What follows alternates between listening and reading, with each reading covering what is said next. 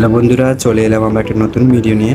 তো দেখতেই পাচ্ছ, আজ আমি কলেজের মধ্যেই আছি, মানে আমাদের একটা সেমিনার চলছে, সেই সেমিনারের মধ্যেই আছি।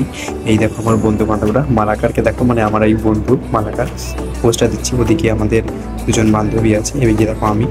চারদিকটা এখন পুরো ফাঁকা আছে, এখনও ঠিকঠাক ভর্তি হয়নি, টাইম হয়নি, আমরা ঠিক আগিয়ে একটু চলে এসেছি। তো তারপর আমাদের তারা সব গল্প করতেই ব্যস্ত। আমাদের চিফ গেস্ট এসছে যে আজকে। এই দেখো সব কিছু রেডি হচ্ছে। এই সামনে একটা দেখতে পাচ্ছ কত বড় টিভি। এটা টিভি নয়, এটা একটা প্রজেক্টর।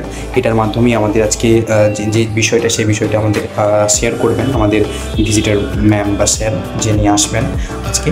এই দেখো টিভিটা চালু হয়ে গেছে।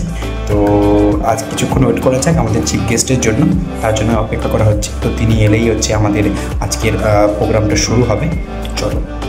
তো তারপর রেজিস্টার খাতাটা চলে এলো, রেজিস্টার খাতাটায় সাইন করতে হবে, না হলে তুমি প্রেজেন্ট আছো কিনা সেটা বুঝতে পারা যাবে না।